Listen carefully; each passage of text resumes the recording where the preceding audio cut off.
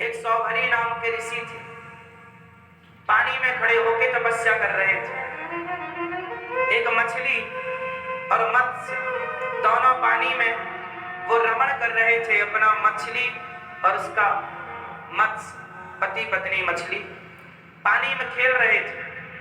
तो साधु तपस्या कर रहे थे पानी में खड़े होके, सालों से खड़े थे पानी में, और मछली को मत्स्य के साथ संसर्ग करते देखा तो साधु जी का मन व्यथित हो गया।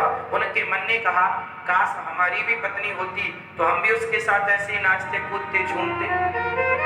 साधु जी पानी से निकले, 50 शादियां की। कितनी शादियां की? 50 शादियां करके खूब बच्चे पैदा किए, खूब गृहस्थी में रहे। बाद में उनको समझ आया हम पहले ही अच्छे थे, बाद में सब छोड़कर मन भगवान में लगाया।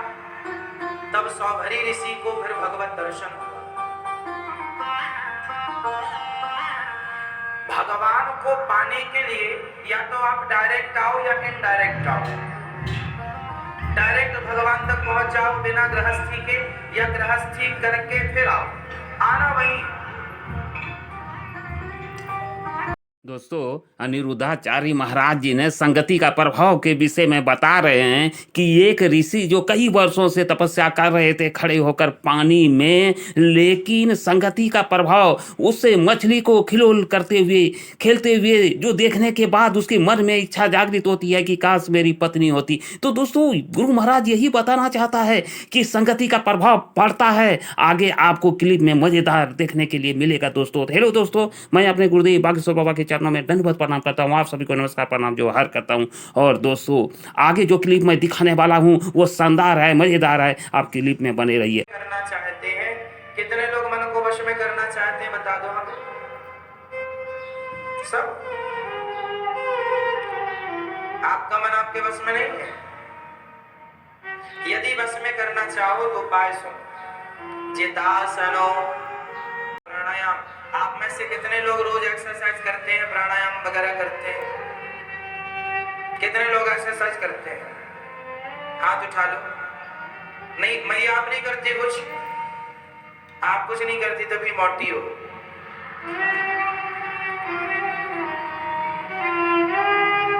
कुछ किया करो मेरी माँ, सवेरे जाग कर थोड़ा हिल डुल लिया करो। आपका शरीर बता रहा है कि आप कुछ नहीं करती हो, सिर्फ खाती हो। सवेरे जल्दी जागो, और सवेरे जल्दी जाग करके सवेरे रोज सूर्य नमस्कार की 12 आसन होती हैं, थोड़ा अनुलोम विलोम कर लिया करो, कपालभाति कर लिया करो। एक नाक से सांस अंदर लो, फिर उसे दबाओ। दोस्तों, संगति का गुण किस तरह हावी होता है एक मानव पर, ये बात तो गुरुदेव अनिरुद्धाचार्य बताए ही हैं। और दोस्तों, ये बात जो अभी सुन रहे थे कि मन को कंट्रोल करना चाहिए, तो मन को कंट्रोल तभी हो सकती है जब आप प्राणायाम या योग करेंगे। योग गुरु बहुत सारे हुए हैं, जिसमें बाबा रामदेव बहुत प्रसिद्ध हुए। दोस्तों, उन्होंने योग के विषय में विस्तृत बताए हैं, और आज गुरुदेव योग का बात कर रहे हैं। तो आप जितना योग करते हैं उसके लिए आपको धन्यवाद, क्योंकि मन को कंट्रोल करने के लिए योग जरूरी है दोस्तों। और मैं जो अब क्लिप आपको सुनाने वाला हूँ, उस क्लिप में आप देखिएगा संगति का रंग, तो देखिए, सुनिए। छोड़ दो। इससे क्या होता है, हमारी बॉडी को पूरा ऑक्सीजन प्राप्त होता है, जिससे बीमार होने की संभावनाएं कम हो जाती है। इसलिए हमें योग करना चाहिए। यह योग हमारे भारत में शुरू से रहा। हमारे ऋषि मुनि योग के बल पर अपना जीवन जिया करते थे। तो आप लोग मैया योग किया करो, सवेरे रोज सूर्य नमस्कार की 12 आसन कर लिया करो, थोड़ा दौड़ दिया करो घर में, है ना। और रोज योग किए। जो कोई ये भागवत जी में लिखा, जितासनो जित श्वासो मेष प्राणायाम करो, जितासनो जित श्वासो जित संगो जितेंद्रिय। जीवन में संगति का बहुत बड़ा प्रभाव पड़ता है। सुखदेव भगवान कह रहे हैं, परीक्षित, जिसे अपने मन को कंट्रोल करना है, साधना हो, उसे अपने संग को सुधारना पड़ेगा। दुर्योधन किसकी संगति करता था? शकुनी की। और अर्जुन किसकी संगति करते थे? भगवान श्री कृष्ण की। जीत किसकी हुई? जो अच्छी संगत करेगा वही विजय श्री को प्राप्त होगा। इसलिए संगति सुधारो, है ना। उन स्त्रियों की जो गलत राह बताती हैं, उन पुरुषों की जो गलत राह पर चलते हैं, मांस खाते हैं, शराब पीते हैं, ऐसे लोगों की संगति से हम सबको बचना चाहिए। दोस्तों, गुरुदेव अनिरुद्धाचार्य महाराज कहते हैं कि संगति वो चीज होती है कि जो शराब दारू मीट मांस खाता है, अगर उसके संगत में जाइएगा तो आप वही करेंगे। और यही अगर आप संत महात्मा के संग में आएंगे तो आप निश्चित रूप से आप संत महात्मा के अनुरूप चलना शुरू कर देंगे। आप वो दुर्गुण वाली जितने भी चीजें हैं आप दूर हो जाएगी आपकी, और आप सद्विचार पर सद्बुद्धि पर चलना शुरू हो जाएंगे। अनिरुद्धाचार्य महाराज कहते हैं इसके लिए एक ही उपाय है, योग के बाद आपको सत्संग करना चाहिए और संत महात्माओं की बात को सुनना चाहिए। दोस्तों, ये बात मैं नहीं कह रहा हूँ, ये बात अनिरुद्धाचार्य जी महाराज कह रहे हैं। चलिए इस क्लिप को सुनते हैं। दोस्तों, गुरुदेव अनिरुद्धाचार्य महाराज कहते हैं कि बुरे विचार जब आवे तो उसे जाने दो और अच्छे विचार को समेट के रख लो। यही एक उदाहरण देते हुए बतलाए हैं, और ये उदाहरण इतना बेजोड़ है दोस्तों, जो सुनेंगे तो आप दंग रह जाएंगे कि दुर्योधन जैसा दुष्ट आज हमारे कलयुग में नहीं है। और देखिए ना, उदाहरण कितना मस्त है, लाजवाब है। विचारों को आने दीजिए और आने दीजिए और जाने दीजिए। बुरे विचार आ रहे हैं ना, आने दीजिए और जाने दीजिए। बुरे विचार आने दीजिए, जाने दीजिए, परंतु जो अच्छे थॉट हैं, अच्छे विचार हैं, उन अच्छे विचारों को रोक लीजिए, उस अच्छे विचारों पर अमल कर लीजिए। बुरे विचार भी आएंगे, सबके मन में, इस धरती पर ऐसा कोई नहीं है जिसके मस्तिष्क में बुरे विचार ना आते। जो भरी सभा में किनारी के कपड़े उतारे, आज का बेटा अपने बाप के सामने इतना तो ना ही करेगा, एक चेला अपने गुरु के सामने इतना तो नहीं ही करेगा। तो दुर्योधन आज के लोगों से भी भयंकर बुरा था, बोलो हाँ। तो अच्छाई बुराई हर युग में, हर कितना है। क्या अर्जुन के अंदर गलत विचार नहीं आते? आते हैं और जाते हैं। वो गलत विचारों को जाने देते हैं, अच्छे विचारों को रोक लेते हैं, और दुर्योधन अच्छे विचारों को जाने देता है और बुरे विचारों को रोक लेता है। हर कितना है। दोस्तों, उदाहरण क्या लाजवाब है कि आज का ऐसा बेटा आपने देखा या ऐसा किसी को देखे जो अपने बाप के सामने, गुरु के सामने किसी नारी का इज्जत का कपड़ा जिस तरह वो तार तार कर रहा था, दुर्योधन ने अपने भाई से करवा रहा था, आज ऐसा कोई करवा नहीं सकता ना कर सकता।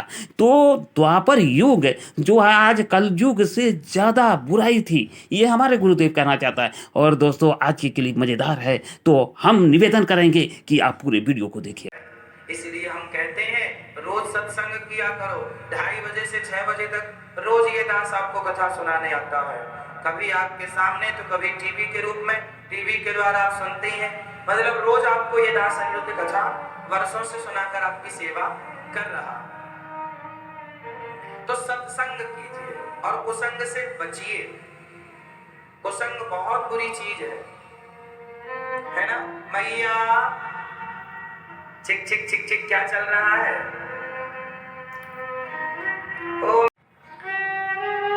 तो ज्यादा बोलने से बातें बिगड़ जाती हैं, इसलिए मौन रहो तो ही अच्छा है, कम बोलो। सुखदेव भगवान जितासनो जित श्वासो जित संगो जित इंद्रिया। संगत अच्छी करो और इंद्रियों को साधो, मन की हर बात मत मानो। सुखदेव भगवान कह रहे सत्यां चितौ किम कस्यपो प्रयासैः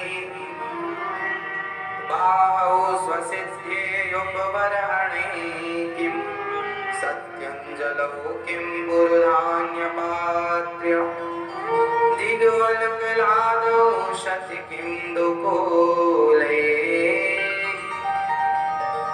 सत्यां चितौ किम, जब हमें जमीन पर लेटने से काम। दोस्तों, गुरुदेव अनिरुद्धाचार्य जी महाराज का जो आप प्रवचन कथा सुन रहे हैं, शायद हमको लगता है कि आपका दिल गदगद हो गया होगा। आगे गुरुदेव अनिरुद्धाचार्य जी महाराज कहते हैं कि ज़्यादा संग्रह मत कीजिए, मन को शांति, मन को एकाग्र करने के लिए और मन को बस में करने के लिए गुरुदेव कहते हैं कि ज़्यादा संग्रह अगर कीजिएगा तो मन आपका विचलित होगा।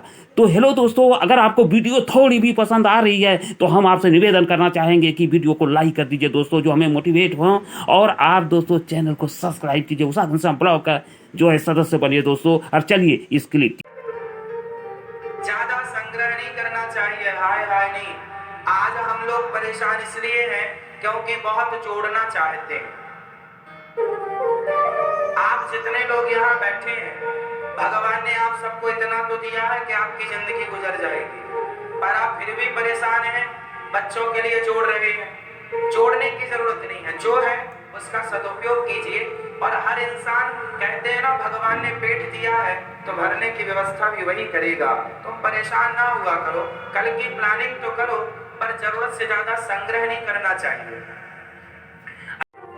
कितना आटा, कितनी दाल, कितना चावल, कितना हींग, कितने मसाला मिर्च इकट्ठा कर सकते हैं, बताओ? उसकी एक सीमा है ना। यदि आप, चलो आप अपने घर में यदि 1 कुंटल आलू लेके आ जाए तो आलू ले तो आएंगे, पर कुछ दिनों में ही वो सड़ने शुरू हो जाएंगे। तो आप उतने ही लाते हैं कि 2-4 दिन में वो फिनिश हो जाए, फिर आप ले आएंगे ताजे। जिसके मस्तिष्क में बुरे विचार ना आते हो और अच्छे विचार ना आते हो, अच्छे और बुरे विचार से ही हम सबका निर्माण होता है। अच्छाई और बुराई से इस पूरी पृथ्वी का निर्माण हुआ। इस संसार में अच्छाई बुराई दोनों ही है और सदा रहेंगी। सतयुग में भी थी, द्वापर में भी, त्रेता में और कलयुग में भी। किसी युग में ना बुराई मिटी ना अच्छाई मिटी। सतयुग में बुराई थी, हिरण्याक्ष हिरण्यकश्यप जैसे लोग सतयुग में थे। त्रेता में रावण कुंभकर्ण जैसे लोग थे। द्वापर में शिशुपाल, दंतवक्र, दुष्ट, दुर्योधन, कंस जैसे लोग थे। और कलयुग में हम सब लोग हैं। तो इस मन को अभ्यासेन तो कौन्तेय वैराग्येण च गृह्यते। मन को अभ्यास के बल पर कंट्रोल किया जा सकता है। इतना कंट्रोल हो सकता है कि आप परेशान ना हो। और ये सब अभ्यास है। आप लोग 100 में से 99 लोगों का सवाल है, हमारा मन बड़ा परेशान करता है। किसका नहीं करता, उसका नाम बताओ। किसका नहीं करता? दोस्तों, गुरुदेव का अमृतमय वचन आपको आज पसंद आई होगी और आपने ये भी सुने कि किसका मन विचलित नहीं होता, ऐसा कोई है तो हाथ उठाओ। जी हाँ दोस्तों, जब इस पृथ्वी लोक पर जो भी आए हैं तो सभी का मन विचलित होता है, सभी के मन में अच्छे और बुरे विचार आते हैं। इसलिए दोस्तों, गुरुदेव का कहना है कि बुरे विचार को निकालते चलो और अच्छे विचार को अंदर में डालो। तो दोस्तों, इसी के साथ आप लोगों से विदा लेना चाहूँगा और मिलूंगा दोस्तों अगला ब्लॉग में। तब तक के लिए दोस्तों, जय हिंद, जय भारत, जय सीताराम।